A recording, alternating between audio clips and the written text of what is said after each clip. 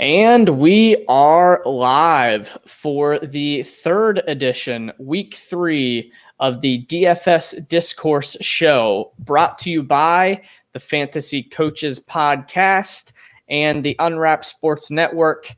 Thank you guys for joining me. As you know, I am your host, Jesse Clark. I am joined by my co-host for the evening, Joe Andre. And, for those of you that do not follow me, you can follow me at jcrockett24, as you see at the bottom of the screen. Joe Andre, I'll let you kind of plug your stuff, and then we will get this thing rocking. Hey, what's going on, Jesse? Yeah, you guys can follow me on Twitter at FFJVAPHL.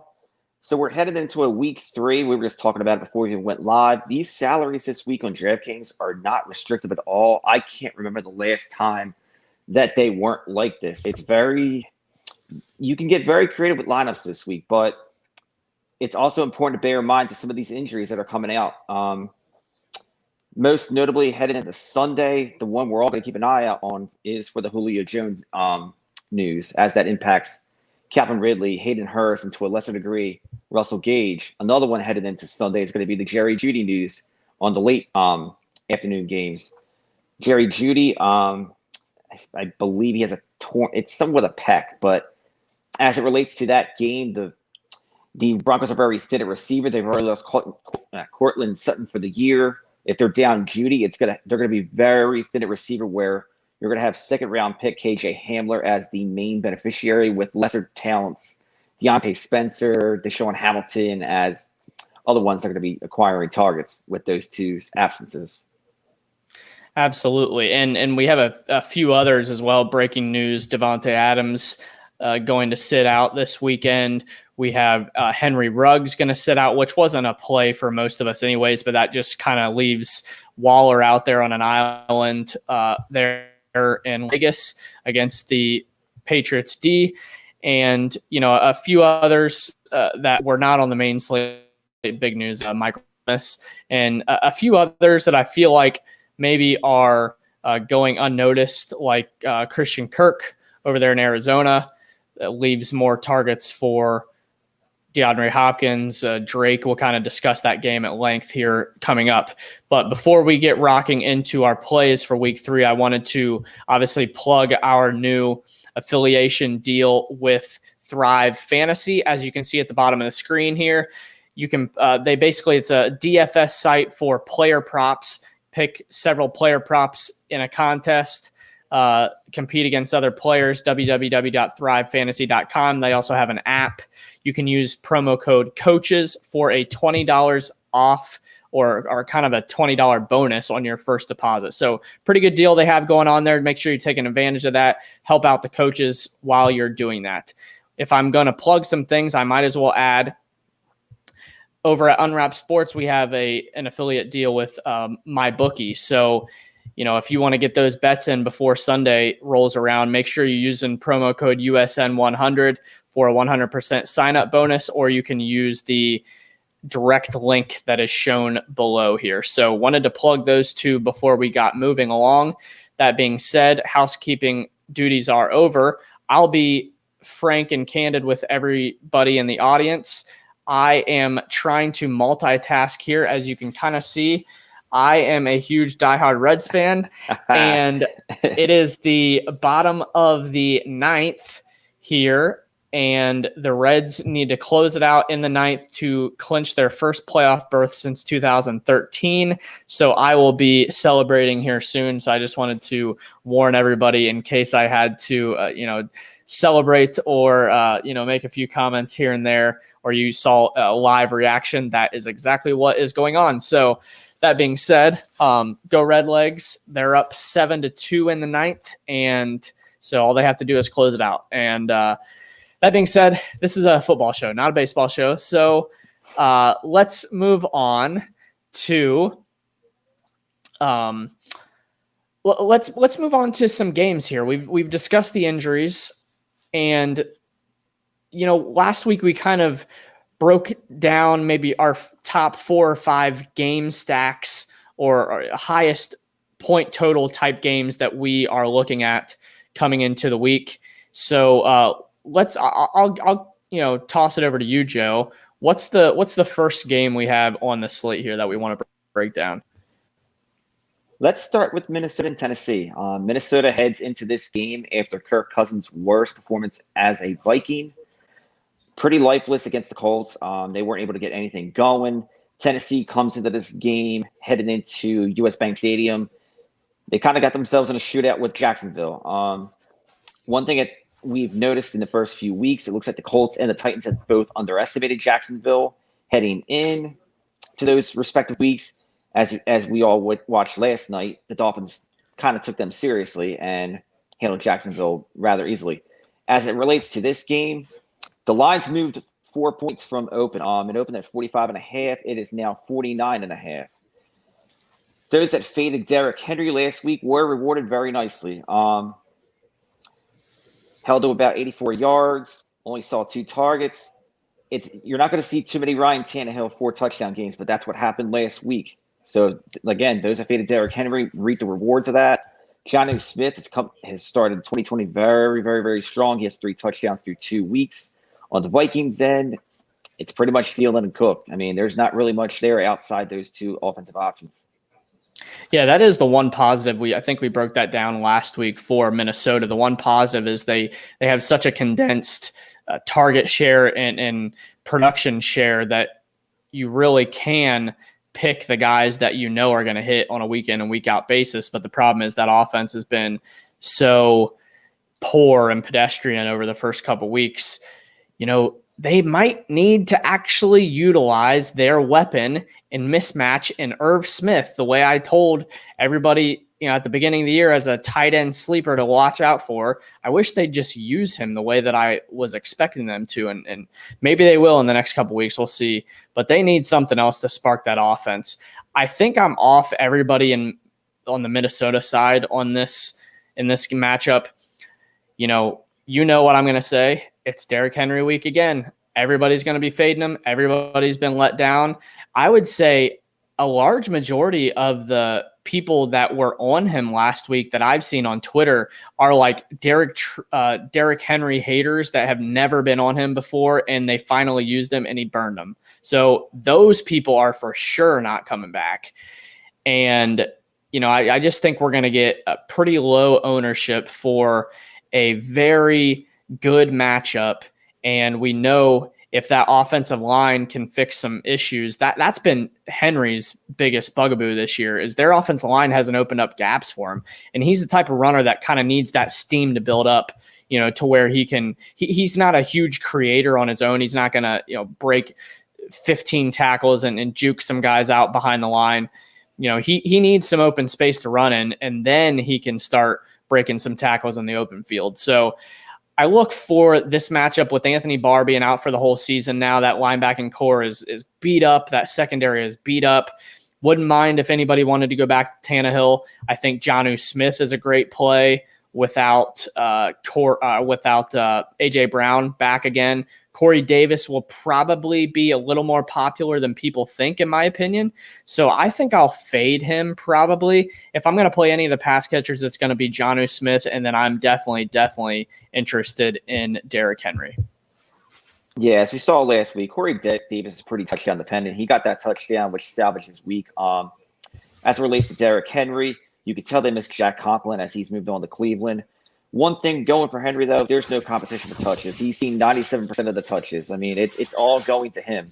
I guess one other note on this game, for those that want to play Cook, I guess the only thing I'm seeing right there is he's only seen 4 targets through 2 games. I mean, he needs that backfield work that he was seeing last year. I guess that's the one concern I would have for people that want to possibly consider Cook. I mean, expectation that probably might be a negative game script, but they're just not giving him the targets, something he would need in terms of the Vikings getting back in that game. Yeah, you're right about that. Are you going to play? What do you think your ownership's going to be of these guys? Who do you have? I'm probably only looking at Henry. Again, you mentioned it. People are still hurting from him. He's only projected for 7% ownership. You have to consider that the Vikings have given up 140 yards a game on the ground in their first 2 weeks. It's a great rebound spot. the Titans don't want to get into these shootout games. I mean, they want to use the big dog. They want to establish a running game. They don't want to get into, they don't want a 33-30 game like they got into last week. There's no reason for them to get in that. Yeah, and his price is like $100 cheaper than last week, or maybe it's right around the same price that he was last week. So I think a lot of people are going to fade him as well because he's so expensive. So that makes me like him even more. So yeah, I'm definitely in on Henry. I'll have probably close to 50% exposure to him over all my lineups. So I like him a lot for a bounce back spot in week 3. Let's move on to the next game. What do we have? All right, so we're going to go on to, and he's got the bubbly ready. He'll be taking a break. I'll be taking over from here. All right. We're going to move on to Las Vegas and New England. Vegas enters this game after a rather not a convincing win, but a very strong win for that organization as they moved into their new stadium, beating a Michael Thomas-less New Orleans Saints. Patriots come in after probably what was the game of week 2. They did lose at CenturyLink Field to the Seahawks. So pretty much we have Darren Waller seeing an absurd 38% of the targets on the Raiders. He only trails DeAndre Hopkins in terms of targets through week 2. Pretty much as we said last week, in terms of the Patriots, if you're going to own anybody in terms of running backs, it's Cam Newton. I mean, James White unfortunately lost his father. He was inactive. So Burkhead did see 70% of the snaps, but Cam still had more running attempts than Burkhead had touches. So it just shows you where they're going with the ball. One thing of note from week 2, it was nice to see his pass catchers incorporated. I'd be curious to see if that's going to happen again if they do get in the positive game script, or it's just going to be Cam running the ball over and over as he did week 1.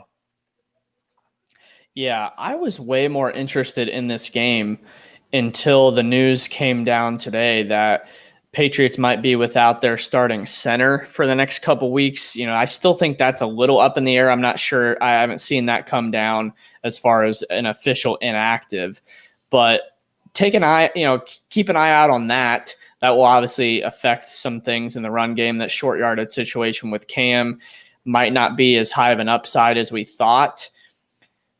Other than that, I'm not really that interested in anybody from this game. I can't think of anybody. I was a lot more interested in Cam until that news came out. And now that Ruggs is out and there's going to be a ton of focus on Waller, I feel like Bill Belichick's either going to take away Jacobs in the run game or he's going to take away Waller, one of the two. And I haven't figured out which piece that is. So I just think I'm going to be off this game entirely unless I'm just playing Cam by himself. And that's probably going to be my only exposure to this game. Yeah, this game might be better for real-life football purposes, but in terms of fantasy goodness, there's not much there right now as we're looking at it.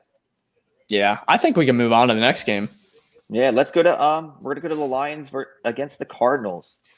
Lions come into this game pretty much getting crushed at Lambeau, typical. Waiting on the news on Golladay. It sounds like it's about a 50-50 shot in terms of him playing this game. In terms of Matthew Stafford's effectiveness, he needs Golladay back as he's only thrown for 7.2 yards per attempt without Golladay versus 8.8 with him all of last year. On the Arizona side of the ball, pretty convincing win against the Reds or the football team. Still getting used to that.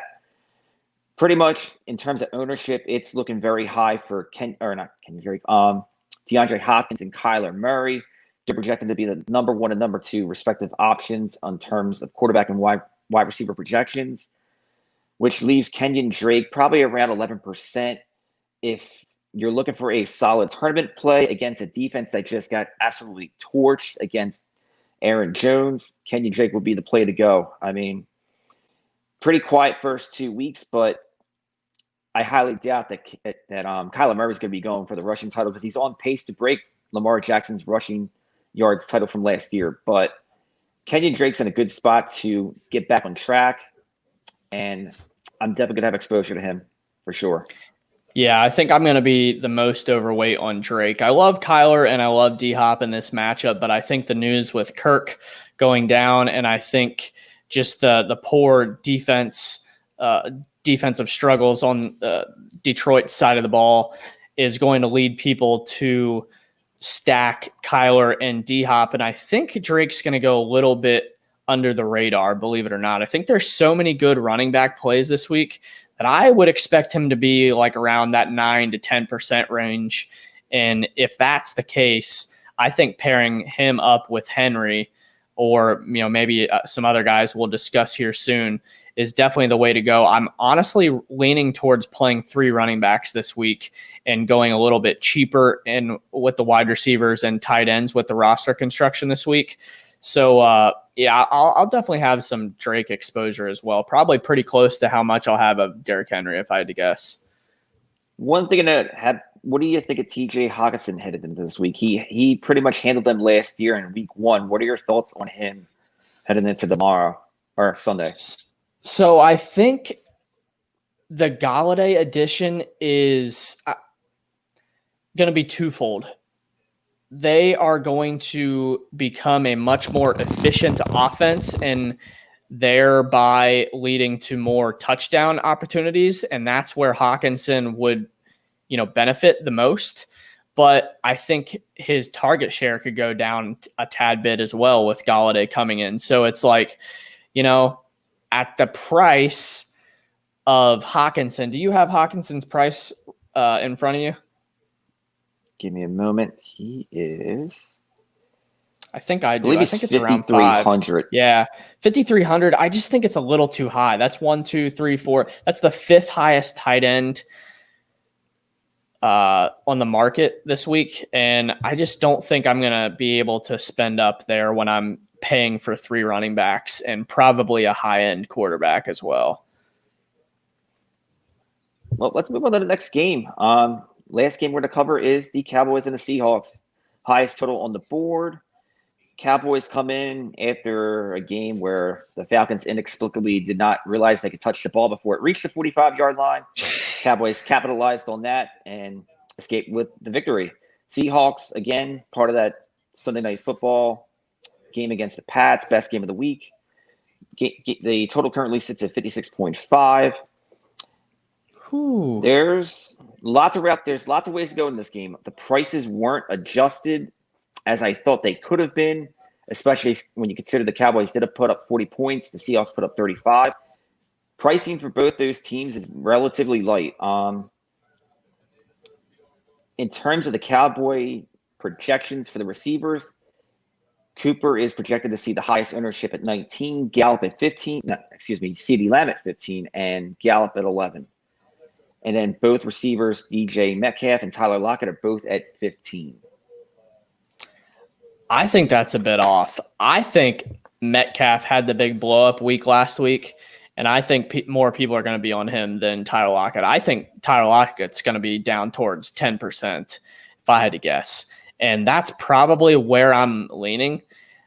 If there is a scenario where I would probably just stack both of them with Russ and, see what happens. But more often than not, I'm probably going to be leaning towards Lockett. If I'm doing a tiebreaker, it's really hard to pick between the two because they're both really, really good options, and they're only $100 difference in their price. So it's just so difficult to decide between the two. I'm probably going to go Lockett because I think he's going to go under-owned.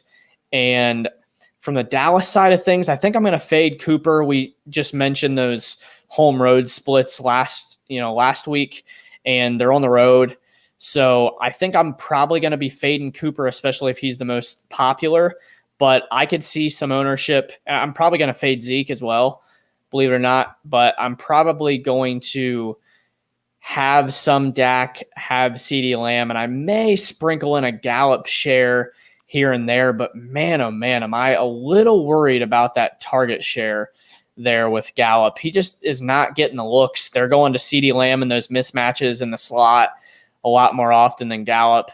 But all it takes is one Gallup 30-yard touchdown to pretty much help you pay off that price. So I think that could definitely happen in this matchup. I think it's going to be a high-scoring affair. I don't know how else to get around it. I think this game and the Detroit-Arizona game are probably going to be where most people are going, and for good reason, because these offenses just have such good matchups. And, so that's probably where I'm leaning at in this game. Do you have any strong feelings? Yeah, in regards to Gallup, right now he trails CeeDee Lamb, Amari Cooper, Dalton Schultz, all in targets. One thing about Dalton Schultz, he had a very nice game last week, but he's not as athletic as Blake Jarwin was. I don't see him having those type of games all year. Gallup's due. He is due. We did an episode of the My Guys for the fantasy coaches. He was one of my guys. It's been a tough first few weeks with him, but he is due to break out. There's too much talent there. And one other play I was kind of looking at in terms of leverage, possibly Chris Carson. He's seeing work out of the backfield. It's one way to kind of get off the Lockett Metcalf route if you want to be contrarian a little bit. He's seen 3 touchdowns thus far, 2 out of the air. I got a question. Do you worry at all about how Dallas's defense has limited the running backs in the first 2 matchups, or do you chalk that more up to the fact that the Rams have kind of a committee backfield? Malcolm Brown did have some good production in week 1, I guess, but last week they limited, those running backs, Gurley and company for Atlanta, and it was the pass offenses that blew up, and it was the pass offense in week 1 as well that kind of blew up for the Rams as far as yardage goes. They just didn't get the touchdowns to produce. But do you worry at all about that, or am I overthinking that a bit? In terms of running backs that they've seen thus far, Chris Carson would be the best one that they've seen. The Rams pretty much just use the ground and pound approach. They play with the lead throughout that game. So, and then Todd Gurley isn't the Todd Gurley he was with the Rams. So I'd be willing to take that chance on Chris Carson. Again, he's only looking at 7% ownership. So it's a good way. It's a way to get off highest. He's the 10th highest price guy. So yeah, he's at 6,600. Yeah. Okay. Well, I think there's going to be some playing around with lineups still, and from my perspective, we had so much injury news and things of that nature today that it's just going to take a bit of time for me to really dig into how I want to construct these lineups. But I'll give you guys my initial leanings, and then obviously, if we have any breaking news comes down over the weekend or we have any updates on our end, we'll be sure to push it on social media. But I think we can probably, was that the last game or is there another game on the docket? That was it. That's our last game. Okay. So I kind of wanted to discuss, let's just discuss faves and fades. There might be some other games out there that we haven't discussed that we kind of like a few guys here and there. Maybe they're not the highest scoring point affairs according to Vegas totals, but there are mismatches in the matchups that we can take advantage of. So I'm going to start in the Chicago-Atlanta game. I feel like Allen Robinson is criminally under-owned as far as the projections are going. He's a little underpriced. I know he hasn't performed, and I know Mitchell Trubisky is his quarterback, but look at all the production, the passing game production that Atlanta has given up over the first 2 games. And A-Rob was finished as a top 10 wide receiver in, PPR points per game last year, I believe. And he just seems like he's in such a bounce back spot. He's got that squeaky wheel thing going for him as well, where he's been wanting that extra contract. I just got a feeling that I don't love this game overall as far as the shootout potential from both sides, but I really like Allen Robinson's prospects to break out here in week 3. Yeah, Atlanta's yet to stop anybody. So if anything, if Allen Robinson just acquires targets by himself, he can more than pay off his salary and then get some. All he's got to do is get it through the pylons, and he should be in for a big day. I would agree with you on that. If Julio's out, do you favor anybody in particular on the Atlanta passing game side? Really so far up there. He's 7,200 on DraftKings. But as you've seen when Ridley was out last year, they funneled targets to Julio. in that game against San Francisco. I mean, he had like 17 targets with Calvin Ridley out at that one game. I could see that happening. I mean, think about how tough that 49er defense was last year too, in terms of, and he still got 17 targets. And what's Ridley's projected ownership? He's at 16%. And so that's towards the top. And thus far, the Bears have done pretty well against opposing wide receivers too. Something to consider. But one thing the Falcons like to do is they like to throw the ball, especially if they do fall behind in this game. That's what they're going to do. They're going to throw, and they threw. Well, they were actually under positive game script throughout most of that game too. It was actually the Cowboys that actually did most of the throwing. But yeah, one thing about the Falcons though, if they fall behind in this game, you know what they're doing. It's pretty simple. Yep, you're right about that. And I think I tend to lean towards either Russell Gage or Hayden Hurst if Julio does sit out. You know, in week 2 last week, they gave up all that production. The Falcons gave up all that production to opposing tight ends. But on the other side of things, Chicago also gave up a little bit of production to Evan Ingram. He didn't have a blow-up game, but he had quite a few targets, finished with double-digit fantasy points. Hurst is cheap enough to maybe pay that off. From the slot perspective, I'm trying to think of who the Giants would have even had in the slot. I don't know how much Golden Tate would play in the slot.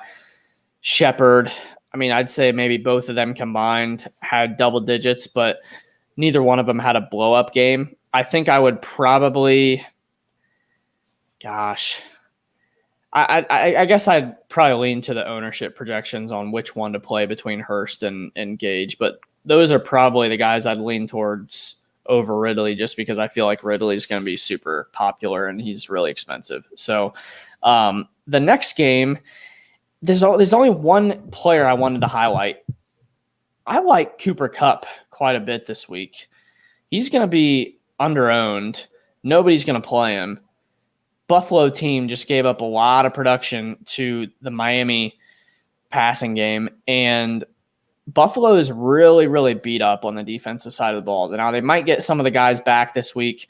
A couple guys, the linebackers that were in coverage, missed the games, 2 of them. One of them was limited in practice all week, Wednesday, Thursday, Friday, all limited. And then the other one was did not practice Wednesday, had a limited Thursday and full Friday. So there's a little bit of uncertainty there. If they're both out, I really, really like Kupp. Maybe even if one of them's out, I like Kupp. But if they both play, maybe I fade him a little bit more than I would. But I just think he is being totally overlooked. Tre'Davious White might wash out Robert Woods, and they might just be peppering the slot targets between Higbee and Kupp. Yeah, in terms of a real light football standard, I am excited to see how the Bills actually do against real competition. They have a nice 4-game stretch coming up against the Rams, Raiders, Titans, and Chiefs. Patriots did it for years. You benefit from being in the weak division, but you can't always play the Jets and Dolphins. But no, I like that call. I do like that call. Next, I wanted to discuss this. Now, this is an interesting game. This has quite a few guys, but we didn't even talk about this game as a whole. This Washington-Cleveland game has a lot of mismatches that I'm seeing. I love Terry McLaurin. It's like 5,900. He's going to be a little under-owned. Denzel Ward was out, listed as out for inactive for this game.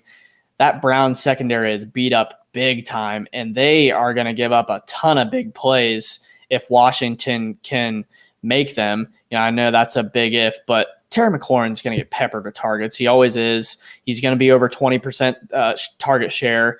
He always has the potential to break a big play. I just think Terry McLaurin has blow-up game written all over him, and he actually had a pretty good game last week that went a little under the radar. Nobody seems to be talking about. I like him a lot. Logan Thomas, I think we can probably go back to him. He had that disappointing performance. This is the kind of stuff we actually look for on the DFS side. We kind of get excited when a guy has a down performance after a big blow up. He's going to be really popular. Oh, yeah. Everybody starts using him. Okay, he flops. Then the next week is when we start hopping in. Great matchup. Browns have been terrible against the tight end over the last couple of years. I mean, this has been a couple of year stretch that they've been poor. defending the tight end position. Logan Thomas is going to be the second on the team in targets. Haskins seems to like him in the red zone. So all signs are pointing towards a Logan Thomas bounce back here in week 3. So I like him as well. And then I wanted to credit Ian Harditz, who I believe was the one that put this out. I think I sent you that chart. Something that really stuck out to me was the fact that the Browns' offensive line versus the defensive line for Washington is actually a bigger mismatch than people think as far as running production goes. Now, I'm still worried about Baker getting sacked a lot and making some mistakes, and I kind of like the Washington defense as this week to just get some opportunities for some turnovers and some sacks. But that's in the passing game. In the rushing game, they actually have a really poor rush defense for whatever reason. And the Browns, that's their bread and butter. That's what they want to do. That's their identity. So I think this could be another Chubb game. And I think you're going to probably see him at lower ownership as well with all these other running back options. So I just wanted to throw those 3 names out to you and see what you thought of those guys.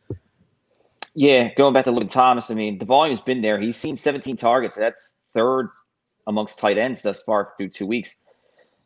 Yeah, it seems like the Browns are going to use a similar approach as they did against the Bengals, being 7-point favorites headed into that game. If they can establish a running game, they're just going to run all over the Redskins. I mean, and the Redskins got a pretty, and we all know they have a very solid defensive front. But if they can get that running game going between him and Hunt, it could be a long day for the Redskins where, again, to your guys, McLaurin and Thomas, they're going to need to play catch up. It's a very condensed target tree. They're both going to see targets. And McLaurin, he could have had a bigger game last week against the Cardinals. Just a few yards off. I mean, he could have had a 2-touchdown game last week. He should have had a 2-touchdown game last week. I have a lot of shares of him in reject actually. So I was kind of like, man, but no, he's for the talent that he is, he's still underpriced. I mean, if he's under 6,000 the rest of the year, I'd be shocked. I mean, you're not going to see him under 6,000 after this week. I mean, he's in line for a pretty big day. Yeah, I like that a lot. I think we can differentiate a little bit. He's cheap enough to get these running backs in, so McLaurin makes sense in a lot of facets. Let's move on. We kind of discussed this Las Vegas New England game. Did you want to touch on anybody in particular? I think we kind of broke that down. As far as Cam goes with the other quarterbacks, where are you leaning at there? Do you think you'll have a lot more Cam exposure since he's cheaper than those guys, or you think you're just going to pay up to the other top guys? There's so much value on the board this week that getting the Russ, getting the Dak, getting the Kyler shouldn't be too hard. If there's a few quarterbacks that I want to go, if I want to pivot a little bit, perhaps maybe Big Ben at home. The home road splits against a Texans defense is just straight terrible. Is one way to go. Carson Wentz at 5,800 is another route. I mean, pretty much the Philadelphia media is kind of challenging Doug. Like, why isn't Carson throwing the ball deep? And he did that all week 1, but I mean, he was under pressure throughout most of that game against the Rams. I mean, he didn't take 8 sacks again, but it's still, he didn't have much time to even attempt to go deep. But against a Cincinnati front 7 that's missing Geno Atkins this week, you have Lane Johnson a little bit healthier. I think he's got to have a chance to start throwing those balls downfield again, especially now that we bring it up in terms of a guy that's kind of getting underlooked. He burned a lot of people in week 1, but they're really reduced to just one option at this point because Jalen Reagor's out for at least for 6 to 8 weeks. It sounds like maybe 4 to 6 if he's lucky. Alshon practiced this week, but he's not ready for this game. So it's Deshaun Jackson. I mean, this is his week to go. Yep, it'll be in our article. Our article will probably either come out after this episode or first thing tomorrow morning. I wrote a little blurb about Deshaun. That blow up game that we were supposed to happen in week 1. Well, we kind of made a mistake. We actually meant it was supposed to be week 3 because I'm telling you, this is the week he blows up, and I could see Miles Sanders having a big game too. So this is kind of a game that's gone under the radar, and I can't make up my mind yet. I just can't do it. I don't know if this is going to be a game that we have a lot of great options and it's going to go under the radar, But I could also see a scenario where this game just completely flops. Both offensive lines struggle against the defensive fronts, and we just have kind of a more messy game than what we want, and it's just not fun to watch. So I can't really put my finger on how I see this game going. Do you have a general lean? It's hard because I'm biased being an Eagles fan, but my heart, like, I always feel like the Eagles are going to win by double digits in this game. I don't know what it is. It's just, I mean, they had to win last week, but more or less, I just get this lean that the Eagles are going to win this game. And I guess from a defensive note, the Eagles are only 2,800 on DK. For the amount of times that Joe Burrow does drop back, it's a good chance to maybe get a strip sack, fumble, pick six. I mean, he threw the ball 61 times last week. That's a guy we haven't discussed yet. If you think this game could blow up and they might get out to an early lead, what do you think about Burrow on the other side as far as just racking up stats, playing catch up, having to throw a lot? I mean, it could happen. I mean, the Bengals come into this game as a 6-point dog. So, I mean, the expectation is that they won't end up throwing the ball. From a Joe Mixon standpoint, I think Joe Mixon, Truthers are going to have to wait another week. Damn it, man.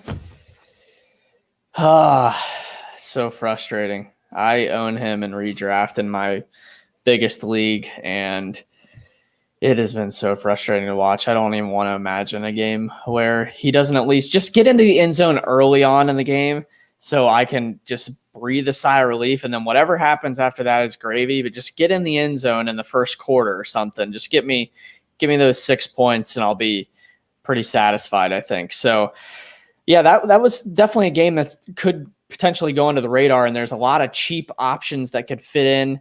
Miles Sanders, D-Jack's probably up there towards the top of the list for me. I still think Ertz is a tad bit too expensive. I do like him in this matchup, but DK just keeps pricing him so high, and I don't get it. But on the Cincinnati side, do you think Slay will probably travel with AJ Green? Man, AJ Green was targeted like 13 times last week too. So I know Burrow does look towards him. It's just not the same AJ Green as he was in the past. But if I had to go a lean here, I think he will see some shadow coverage. So Boyd is probably the play if that's the case, which could be a good play. If you're gonna stack Burrow, I'd probably stack him with Boyd. Maybe put Miles Sanders on the other side, sprinkle in a D-Jax if you're really feeling lucky, and hope that game goes to the moon. And then maybe you dabble here and there in the Dallas and Seattle game, and you dabble a little bit in the Detroit and Arizona game, and maybe you have a pretty good competing lineup there in tournaments. So that's another caveat I wanted to make for most of you guys. If you're just tuning in for the first time, obviously some of these, we're talking about ownership a lot. We're talking about those types of things. The reason we're talking about that is because in these tournaments, you really have to differentiate. You can't always be picking the best plays on the slate because everybody's going to play them, and you really have to play that ownership game. So sometimes you really have to fade some guys that are going to be really good plays just because that's the smartest strategy. You don't want to finish 3,000th in a tournament. You want to finish second or first or whatever. You want to take it down. You want to get that big money. You don't want to, make $5 off your investment, have a really good lineup that puts up a lot of points, and then you only make $5 back on your big investment. So my recommendation would be to those guys, if you're playing cash, play it a little more safe. Don't stack as much, stack a little bit, but in tournaments, really stack it up, differentiate a little bit, and play in tournaments that are a little bit smaller. Those big, huge tournaments are tempting. The Millionaire Maker, everything, you put in a few bucks and you win $1 million at the end of the day, but it's never going to happen, guys. I mean, it's a lottery ticket. You might as well just go to the gas station and get a lottery ticket right now and play it because it's the same thing. So you may think that you know more than the next guy, but a lot of it has to do with luck and just fortune and things going your way. It's not always about whoever makes the best lineup is the guy that's going to win. So, I would recommend playing tournaments that have like 5,000 people or less, and maybe single entry or like 3 entry max. That way you're not competing against so many people and you don't have to have a score of like over 200 to really make any money. So that's my little spiel. I just wanted to kind of reiterate that because that's why we're touching so much on ownership projections and those types of things, because we're really focused on trying to get those lower owned guys that are not going to be owned in tournaments. That way we can get a huge jump up on the field if some of those guys blow up. So we talked about that Philly Cincinnati game as a potential spot where we kind of like some guys. You kind of mentioned the Houston-Pittsburgh game. I'm going to tell you why I'm fading Big Ben in the receivers. I think a lot of people don't really realize how stout that Texans defense from a passing game perspective has been. They faced Mahomes and Lamar, the two top fantasy quarterbacks in everybody's minds going into the year. And they really didn't have much production. Now, a lot of it was because the games were kind of out of hand and they didn't have to throw it much. And maybe we see a scenario where Pittsburgh isn't able to blow them away, but Pittsburgh's playing at home. Man, that defense is going to get after Deshaun. And I just think they could cause some turnovers and cause some chaos as well. I think Connor's the play. If you're going to play anybody, James Conner's the guy against a weak rush defense in Houston. They gave up a touchdown to Ingram last week. They gave up a touchdown to Clyde Edwards-Helaire in week 1. We saw how that, both of those guys looked in the first 2 weeks. So Connor's the guy I'm going to, if anybody, but I think I'm mostly fading this game, believe it or not. I think Deontay Johnson will be one of the more higher owned guys just because he's so damn cheap. Maybe you have to get him in there in cash games, Deontay. But as far as a tournament perspective, I think I'm just going to fade just on ownership. I don't know. I hate fading either of these guys, him or Juju, because I think both of them could blow up. But I just feel like we have to fade, make a stand sometimes, and I feel like I'm just fading this game probably. Yeah, because when you look at it, Juju's priced so closely to Cooper, Metcalf, and Lockett. I would rather have all three of those guys versus Juju. And that game, the Cowboy game is going to shoot. That has the better chance to shoot out versus this Pittsburgh game. If I was gonna, if I wanted to do it from a tourney perspective, I would go Juju over Deontay Johnson, just because Deontay's looking at 30% ownership versus Juju is only looking at 11 currently. If I was gonna play a receiver in a tourney, it would be Juju for me. But again, it seems like it could be a very one-sided affair. Deshaun Watson, he has such turnover struggles on the road. There's something about him just playing outside Energy Stadium. His ball control is horrible.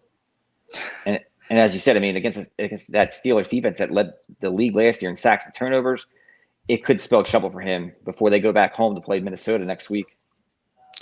Absolutely. Absolutely. Well, let's close on this. Let's close on our faves and fades. So we didn't obviously go through every single game breakdown, piece by piece, but there are some guys that we like in some games where we're just not completely stacking. So from a quarterback perspective, I think it's Dak.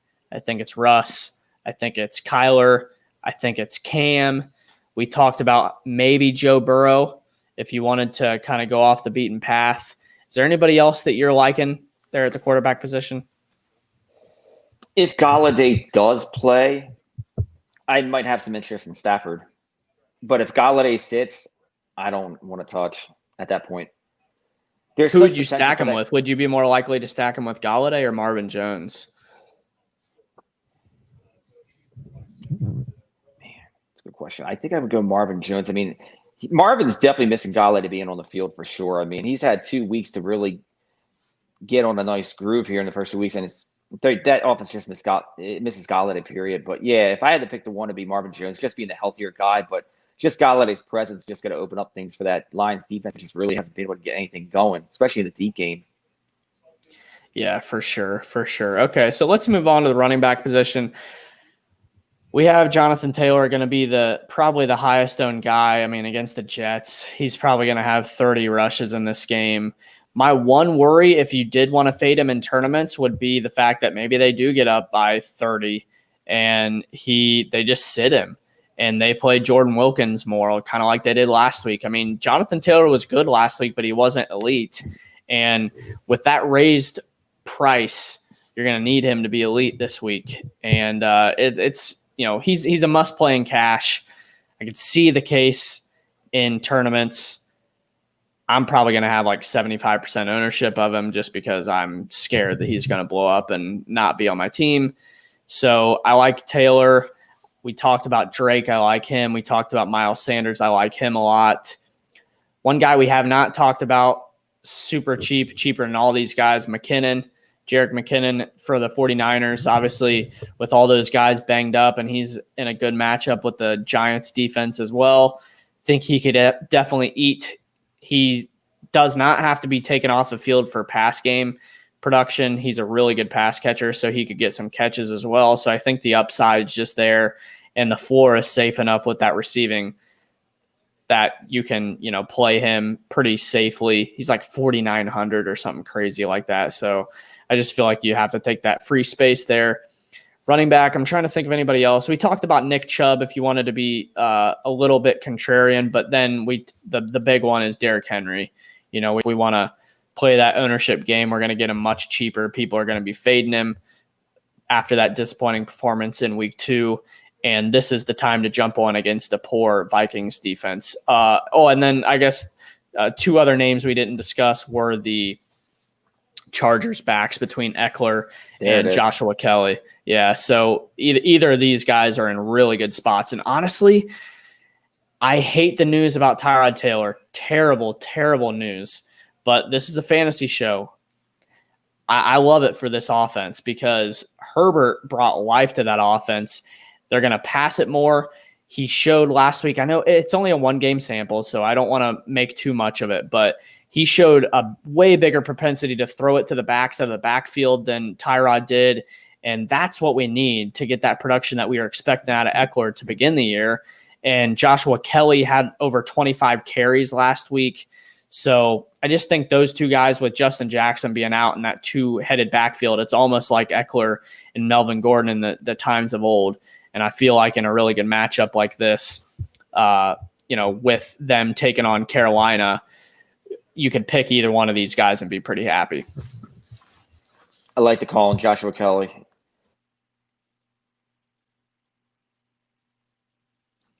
He's on my redraft team, so I'm rooting for him as well. I think I'm plugging him into my flex play, actually, in redraft. So those are my running backs for my faves.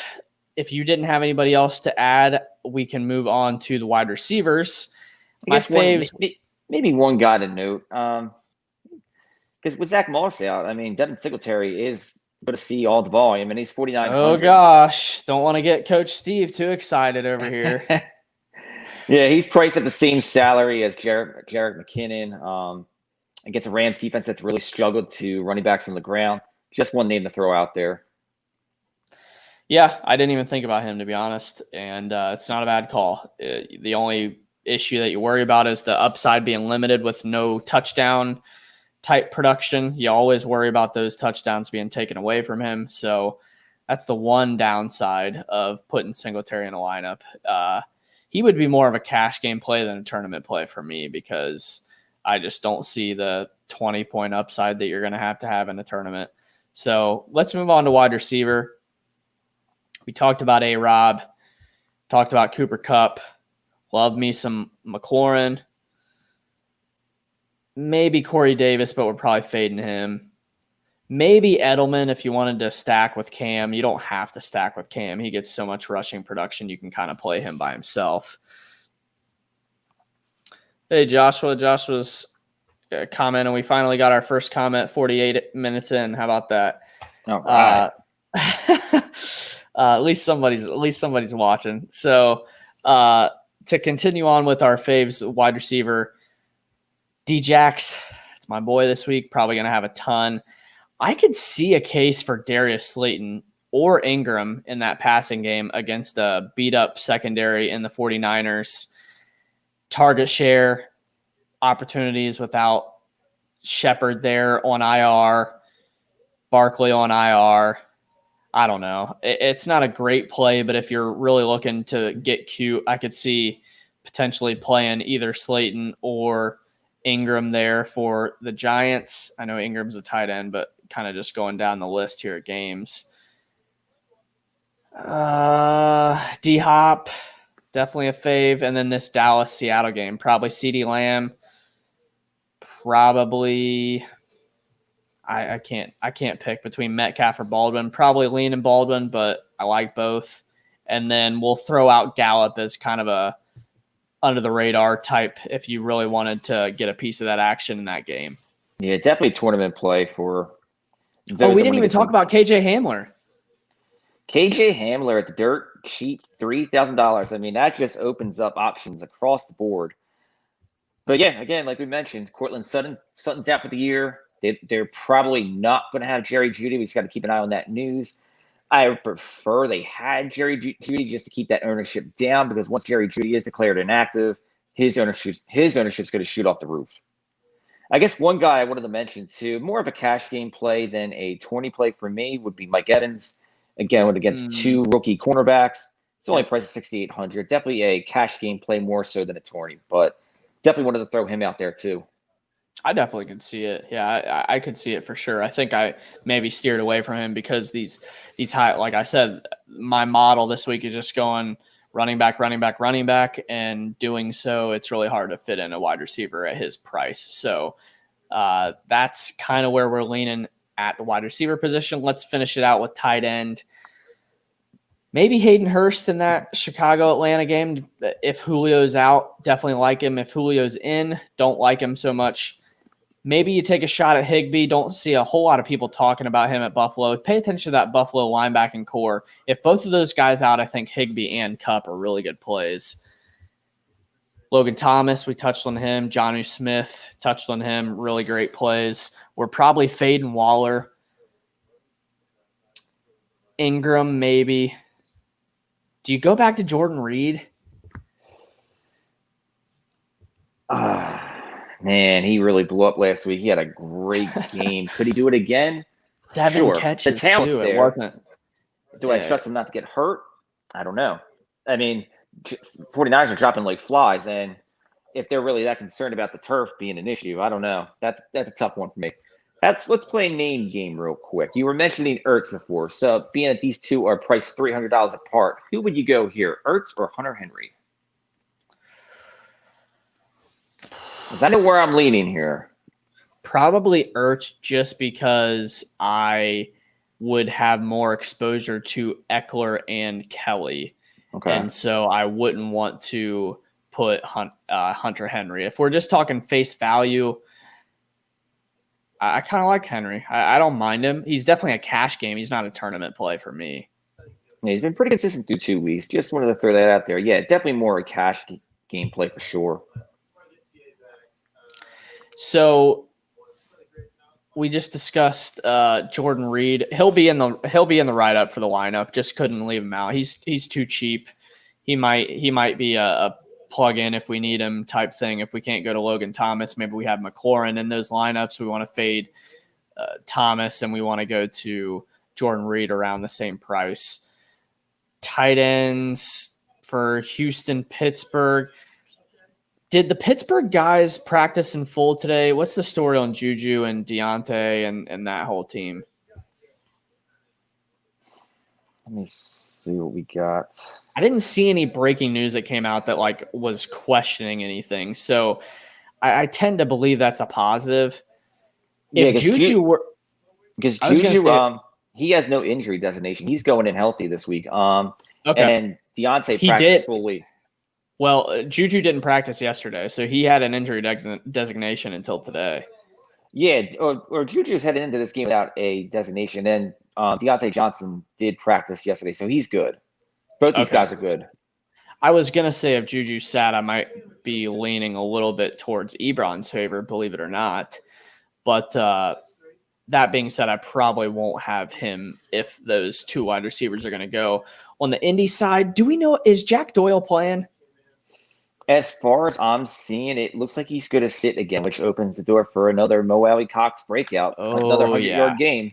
If he sits out, Mo Alley Cox will be one of my tight end towards the top of the list. I know he's going to be one of the more popular tight end plays of the week, but let me tell you this, guys. If you're an overthinker like me, I'm almost preaching to myself more than anybody. I just want this to be on the record so I can listen back to this and pay attention to my own advice. There are so many tight end options that the ownership's going to be spread out. Don't worry if he's going to be the top end, owned tight end. Don't worry about that. He's only going to come in at 10% owned. So there's so many different options to go there. I just feel like he might be a lock button play. So if Doyle's out, definitely. We did not talk about Alley Cox, but I love him in this matchup. The only bad side is if you're playing Taylor, but maybe if you're looking to fade Taylor, you have to play Mo Alley Cox. You have to play one of the two in your lineups, in my opinion. It's one or the other. So I feel like you have to play one of the two. So yeah, definitely keep an eye on that game. It's funny. You would think that Jets Colts game would be a 1:00 game. It's actually a 4:05 game. He's listed as questionable, being Jack Doyle. So definitely keep an eye on that. Yeah, it's a good call. It's a good call by you. You mentioned Hunter Henry. Don't really love anybody in Detroit, Arizona.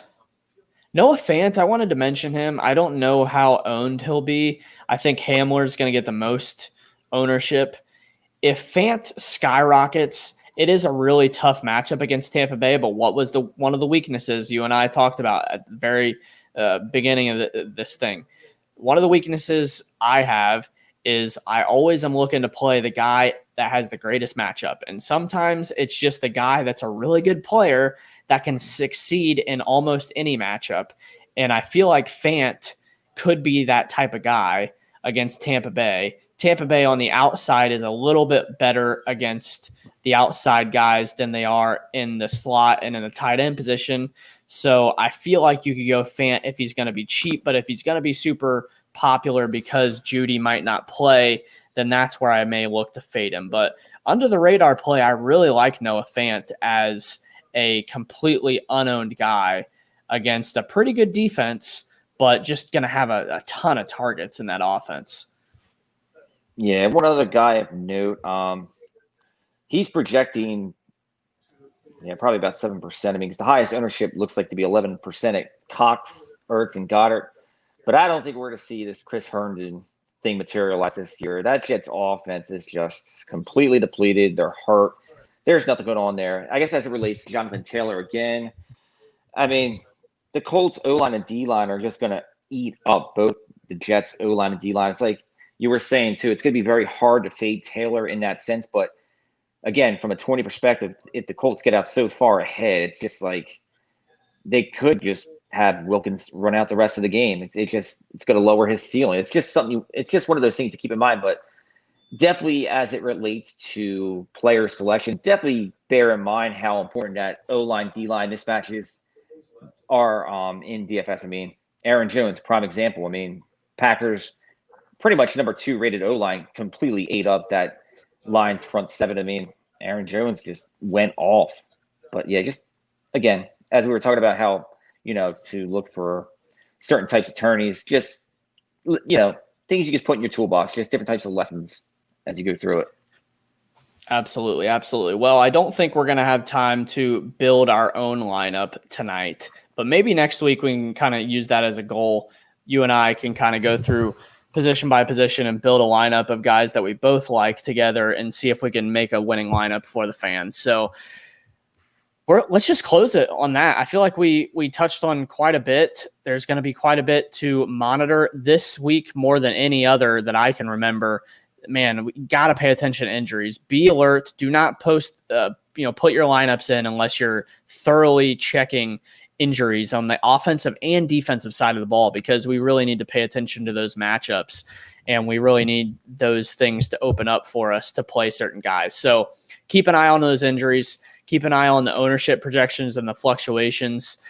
If there's any updates, we'll be sure to post them on social. Our article, make sure you take a look at it. It's either coming out tonight or first thing tomorrow morning. I think Steve's going to post it here soon. And that being said, that pretty much does it for week 3 of the DFS Discourse show, brought to you by the Fantasy Coaches Podcast, brought to you by the Unwrapped Sports Network. I don't have a whole lot else to say. I'll sign off. Jesse Clark, Jay Crockett 24 on all social networking platforms. I'll let you do the same, Joe, and then we will say goodbye to the fans and good luck on Sunday. Yeah, and you can find me at Twitter at FFJDAPHL. Enjoy this week. Again, condensed prices. There's a lot of ways to go here. Like Jesse said, and I'll reiterate, definitely pay attention to the injury news. I mean, especially this year, it's been crazy thus far. But other than that, we're going to sign off, and good luck, everybody. Yeah, make sure you're checking out that Thrive Fantasy promo code coaches for $20 bonus as well. Shout out to them and my bookie. Make sure you're getting in those bets. Make sure you're getting in those lineups for the player prop Thrive Fantasy, and make sure you're setting those DFS lineups. Thank you guys for tuning in to this DFS Discourse show week 3. We will see you guys next week.